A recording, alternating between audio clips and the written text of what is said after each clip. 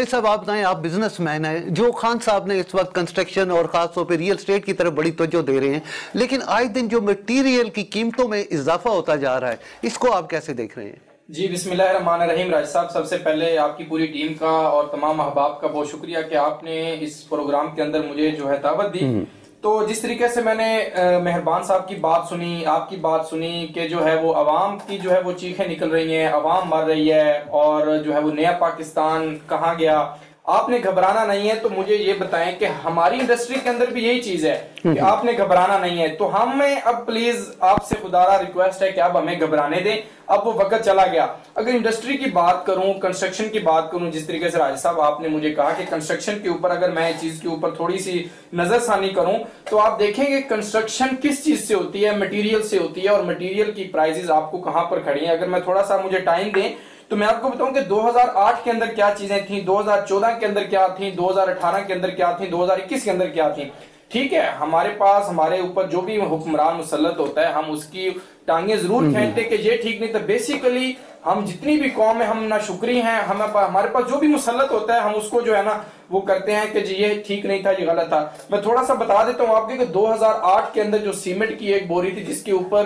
Construction की जाती है और जो डेवलपर होता है और बिल्डर होता है जिसके ऊपर वो कंस्ट्रक्शन स्टार्ट करता था, उस टाइम क्या कॉस्ट आती थी और अब इस टाइम कॉस्ट क्या आ रही है। आप देखें कि उस टाइम सीमेंट जो है वो 425 रुपए था 2008 के अंदर, 2014 के अंदर 520 रुपए था, 2018 के अंदर 540 और 2021 के अंदर आपका 700-695 रुपए की एक बोरी मिल रही है। राजा साहब आप मुझे बताएं कि 695 की एक बोरी आप लेकर क्या करेंगे। कंस्ट्रक्शन जब आपने एक बहुत बड़ी बिल्डिंग तैयार करनी है उसके अंदर जितने एक्सपेंडिचर्स आएंगे, मार्बल आएगा, यानी जितनी भी आपकी कॉस्ट है वो कहां पे स्टैंड कर रही है। तो आप बताएं कि हमारी इंडस्ट्री कहां जाएगी या हम कहां पे स्टैंड कर रहे हैं। आप खुद देखें, अवाम ने तो एट द एंड घबराना ही है, लोग कंस्ट्रक्शन नहीं करेंगे और जिस तरीके से घरों का ख्वाब है तो घरों का ख्वाब कैसे पूरा होगा। आप मुझे बताएं, एक कॉमन सी चीज है कि जिसके पास सीमेंट इतना ऊपर चला गया, महंगाई इतनी ऊपर चली गई, गरीब आदमी तो और मर गया। उसकी नाकामी यही है, उसका कसूर यह है कि वो गरीब पैदा क्यों हुआ है। मकसद सिर्फ और सिर्फ ये है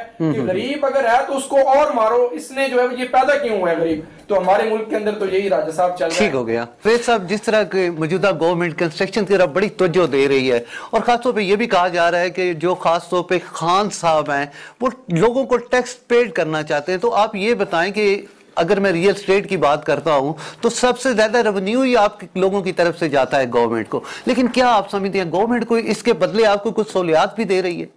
जी जनाब राजा साहब, बिल्कुल आपका सवाल जो है वो बड़ा जबरदस्त है, जिसके ऊपर मैं आपके स्टॉक शॉप के जरिए आवाम को बताना चाहूंगा कि हम जितने भी रियल्टर्स हैं, जितने भी एसोसिएशंस हैं, कि हमारा जो है इसाक साहब ने एक माशाल्लाह जो हमें एक तोहफा दिया गया और उसने जो हमारे ऊपर चीजें जो है वो लागू की और उसके ऊपर जो है वो कैपिटल गेन टैक्स की मद के अंदर जितने भी हमने टैक्सेस पेड किए, और उसके ऊपर मैं आपको बता देता हूं कि एक बहुत बड़ा बम था जो हमारे ऊपर गिराया गया रियल एस्टेट की इंडस्ट्री के ऊपर कैपिटल गेन टैक्स के हवाले से, जिसकी वजह से हमारी इंडस्ट्री के ऊपर बहुत बड़ा इफेक्ट पड़ा। तो उन्होंने हमें तोहफा दिया, उसका मैं ये आपको कहना चाहूंगा कि उस तोहफे से हमारे क्या नुकसानात हुए वो मैं आपको थोड़ा सा बता देता हूं कि जितने भी हमारा सरमाया ओवरसीज पाकिस्तानी, हमारा एक मुल्क का सरमाया है, जितने फंड्स भी हमारे बाहर से ओवरसीज क्लाइंट्स, ओवरसीज पाकिस्तानी हमारे पाकिस्तान के अंदर जो है वो डिपॉजिट करते थे, अब उन्होंने रुख चेंज कर दिया है। उसकी बुनियादी वजह कि उनके पास और अपॉर्चुनिटीज बहुत ज्यादा हैं।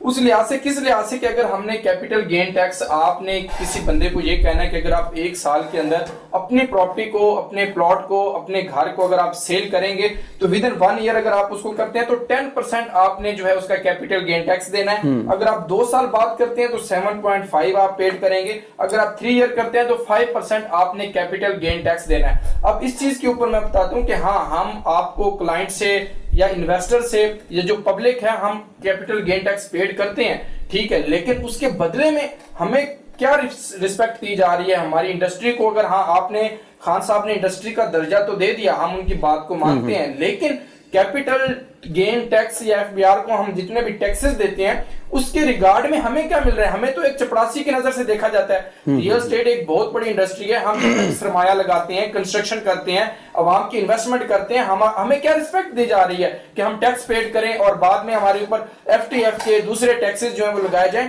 तो हम अवाम की इन्वेस्टमेंट कैसे करवाएंगे? आप मुझे बताएं। जो क्लाइंट बाहर बड़ी मेहनत मजदूरी के साथ पैसे कमा रहा है और हम जब वो पाकिस्तान के अंदर इन्वेस्टमेंट का कहते हैं, और आपको पता है जितना हमारा रेवेन्यू पाकिस्तान में आएगा बाहर के ममालिक से, तो उतना ज्यादा मुल्क हमारा तरक्की करेगा। लेकिन वो तरक्की कैसे करेगा? जब उनको इतनी बड़ी एक लिस्ट दे दी जाएगी कि अगर आपने एक साल के अंदर प्लॉट को सेल करना है तो आपको 10% देना है, नहीं तो 7.5 देना है, 5% देना है, तो वो हमारे रडार से भाग जाएगा, वो बंदा हमारे हाथ में नहीं आएगा। क्यों? उसको पता है कि यार इधर तो टैक्सेस की बुछाड़ है और उसके रिगार्डिंग में हमें कुछ भी नहीं दिया जा रहा। बिल्कुल ठीक हो गया, ठीक हो गया। शावेद साहब, जैसा कि डॉलर की कीमतों में भी आए दिन इजाफा होता जा रहा है, आपके बिजनेस पे ये किस कदर असरअंदाज हो रहा है? जी राजा साहब, जिस तरीके से मैं मलिक साहब की बात को आगे बढ़ाता हूँ, जिस तरीके से ये कह रहे थे कि रात को जो है वो बड़ा नाच गाना होता था और बहुत कुछ होता था, तो उसी कंटेनर के ऊपर एक और बात भी जो मेरे भी माइंड के अंदर आई और मैं आपको बताना चाहता हूँ कि उस रात को उस कंटेनर के ऊपर ये भी बातें होती थी कि अगर आपका $1 बढ़ गया तो $1 बढ़ने से लोग और अवाम और मुल्क को करोड़ रुपए का नुकसान होता है। तो आप आज देखें कि डॉलर हमारा कहाँ पे स्टैंड हो रहा है, तो उसका क्या मतलब है कि जो $1 जो है वो डॉलर बढ़ने से करोड़ों का नुकसान हुआ और मकरूज कौन हुआ? अवाम हुई, हम हुए और मुल्क हमारा जो है वो उसको मकरूज हुआ। तो जी मैं आपको बता देता हूं कि डॉलर की जो प्राइसेस हैं आज से 2013 के अंदर क्या प्राइस थी, 2014 के अंदर क्या और 2018 2021 के अंदर क्या चल रही है। आप देखें 2013 के अंदर 110 रुपए का डॉलर था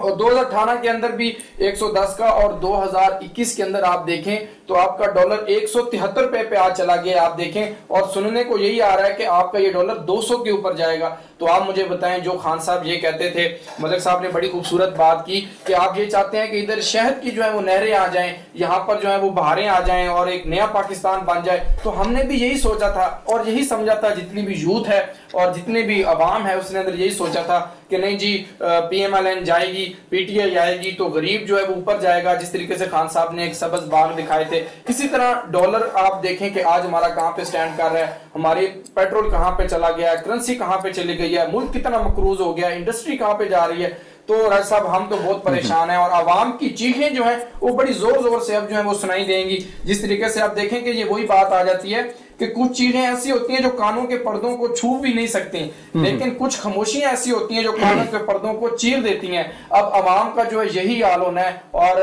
इसी तरह ये अवाम करेगी कि अवाम की चीखें जो है हुक्मरानों को सुनाई नहीं देंगी और वो जो है हुक्मरानों के कानों को खुद ही चीर देंगी। और आप देखें कि आगे जो है आने वाले हुक्मरान हमारे साथ क्या करते हैं। अभी तो हमारा ये हाल है, तो आगे इंडस्ट्री देखें। चलें, अभी आप उम्मीद पे जिंदा हैं। शावेद साहब, जिस तरह मटीरियल आपने पहले भी बात की कि आए दिन मटीरियल में की जो कीमतें हैं बड़ी आसमान तक पहुंच रही हैं, तो नेक्स्ट आप क्या देख रहे हैं, खासतौर पे अपने कंस्ट्रक्शन के बिजनेस को क्या देख रहे हैं जिसकी तरफ हुकूमत की सबसे ज्यादा तवज्जो है?